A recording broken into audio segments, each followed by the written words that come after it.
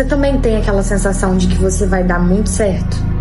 Assim, você não sabe como, nem quando, nem com quem, nem de que maneira, mas você sente no seu coração que você nasceu para fazer coisas grandes, que você nasceu para fazer a diferença na vida de muitas pessoas, que você nasceu para ser diferente da maior parte das pessoas que te rodeiam.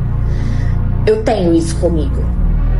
E eu não sei explicar. Lógico que muitas vezes durante essa caminhada bate aquela insegurança de será que vai dar certo? Será que eu tô no caminho certo? Mas no fundo, mesmo com tantas inseguranças, por várias coisas que acontecem no meio do caminho e por não ter nascido em berço de ouro, por aparentemente as coisas nunca serem muito fáceis de serem realizadas, apesar disso, ainda tem alguma coisa lá dentro que fala que a gente vai ser muito grande, dá muito certo. Ah, mas o significado de dar certo não é só tudo isso que a gente vê. Tudo bem, eu sei, eu entendo, eu reconheço, eu valido isso. Mas eu tô falando disso em específico. Eu talvez vou usar esse vídeo futuramente pra ver aonde eu fui capaz de chegar e se eu tava certa na minha percepção ou não. Mas independente disso, é muito bom ter esse sentimento dentro da gente. Deus é pai de menina, tem a lista de preferidas e eu sou a principal delas. Eu consigo absolutamente tudo o que eu quiser na minha vida. O corpo dos sonhos, a casa dos sonhos, o relacionamento dos sonhos, a rotina dos sonhos, tudo o que eu quiser. Ah, porque a vida é difícil pra você. Pra mim, a vida ela é fácil, ela é fluida, ela é leve, ela é gostosa, ela é plena. Tudo dá certo. Eu acordo e eu falo, hoje isso vai acontecer, e acontece. Doido, né? A maioria das pessoas jamais falariam isso. Acho que o ser humano ele criou meio que um medo de falar, nossa, eu tenho uma vida boa, eu amo a minha vida, tudo acontece com facilidade pra mim. Acho que as pessoas elas criaram uma casca em falar isso, porque se você fala isso na internet, você é criticado. Ah, você não tá vendo a realidade do mundo. Eu tô vendo, e sempre vai ter algum problema no mundo, sempre vai ter algum político filho da mãe, sempre vai ter alguma coisa acontecendo. O mundo, ele é assim, ele sempre será assim, sempre terão coisas boas e coisas ruins, pessoas boas e pessoas ruins. Sempre terá o feio e o belo, a sorte e o azar, sempre, sempre. Eu escolhi olhar sempre por uma ótica positiva. Ai, positividade tóxica, que seja meu anjo. Eu prefiro a positividade tóxica do que ser essa reclamona, só reclama da vida, acorda reclamando, acorda brigando, acorda estressada, vive com cortisol elevado.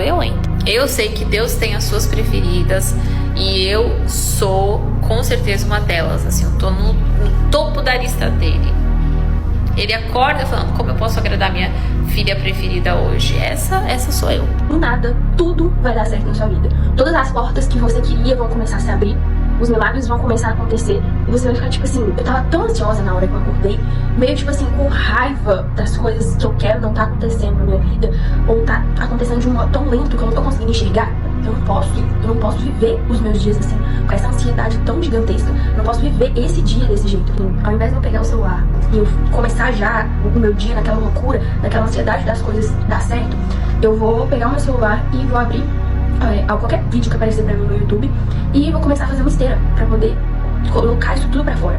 Eu abro o YouTube, a mensagem que tá lá, assim, o vídeo que tá lá é do nada, tudo vai dar certo. E essa mensagem foi muito louco pelo seguinte, ele conta no vídeo, né, sobre o primeiro milagre de Jesus.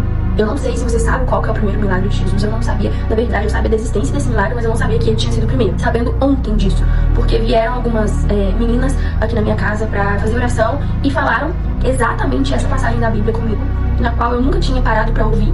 E hoje, quando eu abri o YouTube, a mensagem era exatamente contando sobre essa passagem de novo. E aí, pra quem não sabe, o primeiro milagre de Jesus foi um casamento no qual esse casamento estava ali acontecendo e tudo mais, e simplesmente acabou o vinho. E isso era uma vergonha, né, acabar o vinho naquela época e tudo mais. E aí Maria, mãe de Jesus, pediu pra Jesus resolver isso. E aí, quando Maria pediu Jesus pra fazer, ele falou, não, tipo, não tá pronto ainda pra eu começar a fazer. E Maria sabia da capacidade de Jesus, então ela falou, tipo, precisa ser feito. O B.O. tá aqui acontecendo, precisa ser feito. E aí, ela pediu os serviçais lá do casamento pra fazer tudo que Jesus mandasse fazer. E aí, Jesus pediu pra eles encher talhas de água. Tinha capacidade de até 120 litros essas talhas. E ele só pediu pra encher de água. Encher e pronto. Esses serviçais, eles não tiveram preguiça, eles poderiam ter colocado as talhas que eram muito pesadas, né? Com menos água, mas eles colocaram até a borda e levaram ali pra Jesus. E aí, Jesus pede pra eles levarem, né, um pouco dessa água pra um cara lá experimentar, não sei se é rei, enfim, não sei muito de Bíblia. Mas quando esse cara experimentou, era um cara importante ali no casamento, quando ele experimentou, ele ficou, tipo assim, chocado. E aí ele foi até o dono do casamento, né, o noivo, e falou com ele que todas as festas, né, sempre dão primeiro o vinho, né, o vinho bom, e depois quando o povo já tá bêbado, já não tá se dando conta de mais nada, servem o vinho ruim, porque, né, não vai fazer diferença. E aí foi a primeira vez na vida dele que ele presenciou ali uma festa na qual o melhor vinho eles deixaram pro final. Esse vinho no qual era a água que Jesus transformou em vinho. E o que a gente pode tirar de entendimento dessa passagem bíblica, desse milagre, são algumas coisas muito importantes. Não significa porque você acha que tá no final, que tá no fundo do poço, que as coisas não vão acontecer. É quando você menos espera que os milagres acontecem. Porque Deus tem essa capacidade de deixar o melhor pro final. Nem sempre Ele vai te dar o melhor no começo de tudo que você tá fazendo. Então, às vezes você tá tentando, né, arrumar um emprego, às vezes você tá começando uma doença, começando a acontecer uma doença, às vezes está começando a acontecer um problema financeiro muito grande na sua vida. Muitas das vezes Deus não vai resolver isso no início. Ele vai resolver quando Ele tiver que resolver, sabe? E percebe uma coisa, todos os milagres que Jesus fez, precisou primeiro existir um problema para Ele haver a solução. Precisa existir uma real situação para existir a transformação e acontecer um milagre. Não vai acontecer um milagre em algo que tá bom, que tá mediano. Precisa existir um problema ali, visível, porque daí ele vai transformar aquilo ali. Ele vai vir com a solução e o milagre vai ser visto. E quando você olha para todos os milagres que Jesus fez, você também percebe o seguinte: precisa existir a nossa ação de ser humano para daí vir a ação dele. Porque pensa, ele podia simplesmente ter pegado ali as talhas e misteriosamente botar o vinho ali dentro, pronto. Mas não, ele pede que vá até um lugar que coloque a água dentro para daí ali fazer a transformação da água em vinho.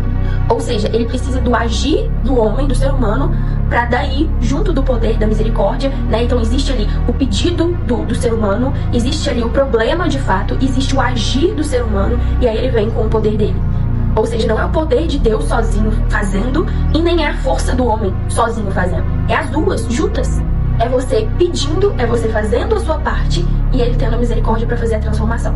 Então, independente de qualquer problema que você estiver passando hoje, se você está vendo esse vídeo até esse exato momento, coloca nas mãos de Deus, apresenta esse problema e pede o milagre. Porque é muito fácil a gente só falar dos nossos problemas com Deus.